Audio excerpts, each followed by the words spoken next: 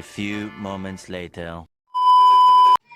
Hello everyone, welcome back to my channel Abhipriya lifestyle ব্লগে সবাইকে স্বাগত জানাই। তো এখন বাজে রাত 12টা আর এখন আমি ব্লগ বানাতে শুরু করেছি আর আমি এখনো ঘুমোইনি। তার কারণ হচ্ছে আমার শাশুড়ি মা এর আগের ব্লগে দেখেছে যে ঘুরতে গেছে, মানে মাসি শাশুড়ির বাড়িতে গেছে।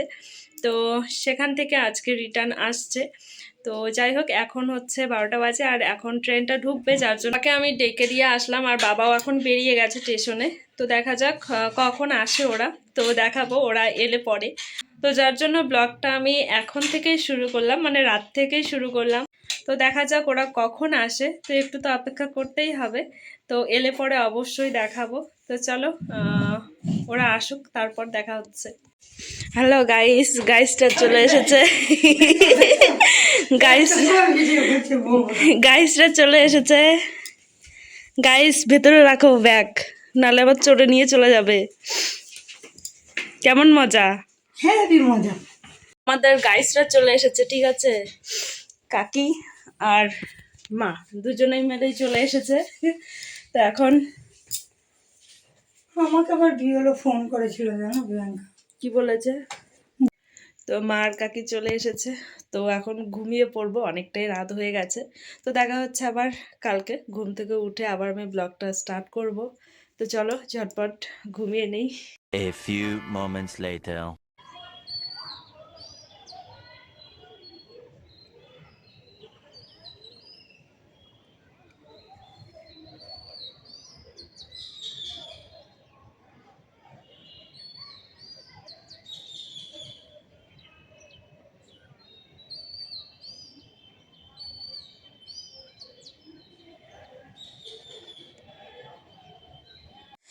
Hello everyone, good morning. তো সকাল সকাল ঘুম থেকে উঠে পড়েছি আর স্নান দান সব আমার কমপ্লিট হয়ে গেছে, মানে সকালে আশিবাসি কাজ সেরে তারপরে একটুখানি সিঁদুর দিয়ে নিলাম। আর আজকে সকালবেলায় শাড়ি পরেছি। তো সকাল টাইমটা আমি কিন্তু শাড়ি পরে থাকি, তার কারণ সকালবেলা পুজো দিতে হয়। তো যার জন্য আজকে শাড়ি পরেছি। আর বলো তো শাড়ি পরে কেমন লাগছে? তো মা তো চলে এসেছে, মা এখন ঘুমোচ্ছে। যেহেতু অনেকটা লেট করে কালকে এসেছে, তো এসে হাত মুখ ধুয়ে গল্প সল্প করতে অনেকটা রাত করেই কিন্তু আমরা ঘুমিয়ে, যার জন্য আমারও উঠতে কিন্তু অনেকটাই বেলা হয়ে গেছে। তো চলো বেশি না বকে এখন যাই পুজো দিতে। আর পুজো দিতে তো অনেকটা সময় লাগে, তোমরা সবাই জানো যারা যারা পুজো দেয়। তো মোট কথা আমারও অনেকটাই সময় লেগে গেছিলো পুজো টুজো দিতে। আর মা কিন্তু আমার পুজোর আওয়াজ শুনে উঠেও গেছিলো। তো মা এখন স্নান ধান করছে আর আমি এদিকে কাজগুলোকে সেরে নিই, মানে পুজোটা দিয়ে নিই অন্তপক্ষে। আর সকালবেলা পুজো না দিলে কোনো কাজেই মন বসে না। তো যার জন্য সকালবেলা ঘুম থেকে উঠে যতই আমাদের কাজ থাকুক না কেন, পুজো দেওয়াটা সব থেকে আগে।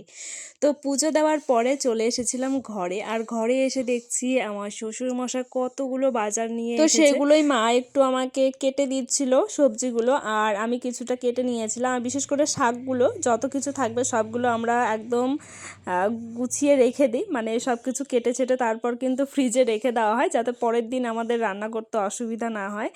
তো তারপর এদিকে আমি ডাল বসিয়ে দিয়েছিলাম আর কিছুটা সবজি আমি এদিকে কেটে নিয়েছিলাম। আর এই যে দেখো পাপা ভীষণ দুষ্টুমি শুরু করে দিয়েছে ঘরের মধ্যে, আর ওকে আমি কিন্তু ঘরের দরজা বন্ধ করে দিয়ে তারপর আমি কাজগুলো করছিলাম। তবে এডিটিং করতে গিয়ে দেখছি ও পেছনে যে এত দুষ্টুমি করছে সেটা তো আমি আর জানতাম না। আমি ভাবছি ও হয়তো খেলাধুলো করছে, কিন্তু ওই যে দেখো ঝুড়ির মধ্যে কতগুলো শাক ছিল, তো শাকগুলোই ও ছড়িয়ে ছিটিয়ে রেখে দিচ্ছে। আমি যখন ভিডিওটা এডিটিং করছি তখন দেখছি ওই এই কাজগুলো করছে। তো যাই হোক, আর কি করা যাবে। এই যে দেখো সমস্ত শাক ফেলে দিয়ে ঝুড়ি নিয়ে পালিয়ে গেল। আর এইদিকে আমি বানিয়ে নিয়েছিলাম ভেজ ডালের জন্য গাজর, বিনস, একটু ফুলকপিও দিয়েছিলাম সাথে, আর একটু আলু দিয়েছিলাম কারণ মা আলু খেতে বেশি ভালো। আর এদিকে ভাত তো প্রায় আমার হয়েই এসেছিল। তারপর সকালবেলা রান্না বান্না সব কিছু কমপ্লিট করার পর কিন্তু আমি দুপুরবেলা একটুখানি কাজে বসেছিলাম। আর দুপুরবেলা করে আমি লাইভ করি, সেটা তো সবাই জানো। তো লাইভ করার পর কিন্তু আমি কাজে বসেছিলাম। তো এটা হচ্ছে একটা গুপি ড্রেস বানাচ্ছি। তো এটার আমি পুরো ড্রেসের ভিডিওটা পরের ব্লগে তোমরা দেখতে পাবে। তবে দেখো এত সুন্দর এই রেড কালারটা, মানে চোখে লাগার মতন একদম। তো ভীষণ ভীষণ ভীষণ ভালো, আমার না খুব ভালো লেগেছিলো এই গুপি ড্রেসটা। মনে হচ্ছিলো টাকা থাকলে হয়তো আমি নিয়েই নিতাম। তবে যেহেতু এগুলো অর্ডারি মাল করছি, আরও কিন্তু এর থেকেও হয়তো আরও অনেক ভালো ভালো পেয়ে যাব। তো যার জন্য এখন নিচ্ছি না, যেটা ভালো লাগবে তো সেটাই নেব। তো প্রত্যেকদিন একটা করে গুপি ড্রেসের ভিডিও আমি দেওয়ার চেষ্টা করব সবাইকে। তো তোমরা একটু কমেন্ট করে জানিও তো এই গুপি ড্রেসগুলো কেমন লাগে। আর এটা বানাতে না খুব একটা সময় আমার লাগেনি, মোটামুটি আমার 2.5 থেকে 3 ঘন্টার মতন লেগেছিল, কারণ কুচিটা দিতে আমাদের অনেকটা সময় লেগে যায়। আর এইগুলোর ঘের কিন্তু প্রচুর, মানে অনেকটা ঘের, কেউ বিশ্বাসই করতে পারবে না এতটা পরিমাণে। তো চলো তোমাদের সঙ্গেও একটু শেয়ার করি যে এটা ঠিক কী রকম হলো। আর এটা কিন্তু আমার ভীষণ পছন্দ হয়েছে। আর আমি যে এই যে দেখাচ্ছি ভিডিওটা, এটাই কিন্তু একদম ফুল লুক। তো যাই হোক, সবার কেমন লাগলো অবশ্যই কিন্তু তোমরা কমেন্ট করে জানাবে। তো দেখো পুরোটাই কিন্তু কুচি দেওয়া, ওপরটা কোমরটা আবার নিচের যে ঝালরটা আছে তো সেটাও কিন্তু কুচি দেওয়া আছে। বিছানাটা একদম শর্টকাটের মধ্যে আছে, তো শর্টকাটের মধ্যে আমি দেখানোর চেষ্টা করলাম একটু ছোট্ট মোট্ট করে। তবে এটা যদি কোনো ছড়ানো জায়গা থাকতো হয়তো ভালো করে প্রেজেন্ট করতে পারতাম।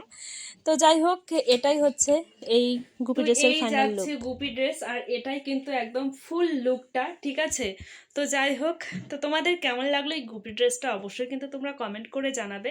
তো আমি এই গুপি ড্রেসটা আজকে আমি একদমই সময় পাইনি ছাদে যাওয়ার বিকেলবেলা, তো যার জন্য ভাবছি যে এটা আমি এই ভিডিওটা আমি কালকে দেব। তো যাদের ভালো লাগবে বা যাদের পছন্দ অবশ্যই কিন্তু কালকে তোমরা দেখে নিতে পারো সেই ব্লগটা। আর আজকের গুপি ড্রেসটা আমার এত ভালো লেগেছে। আর এই যাচ্ছে হচ্ছে কোমরের ডিজাইনটা, ঠিক আছে। আর আমার ছেলে এখানে সব গাড়ি টাড়ি সব কিছু রেখে দিয়েছে, যেহেতু ঘরে মেঝেতেও খুব একটা জায়গা নেই, আর পাপা এখানটায় খেলা করছে।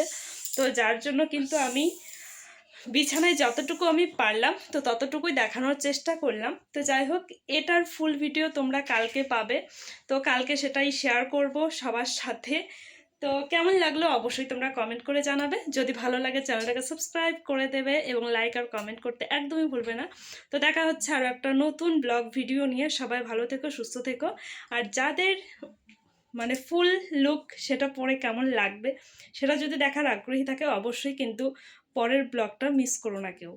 টাটা, সবাই ভালো থেকো, সুস্থ থেকো।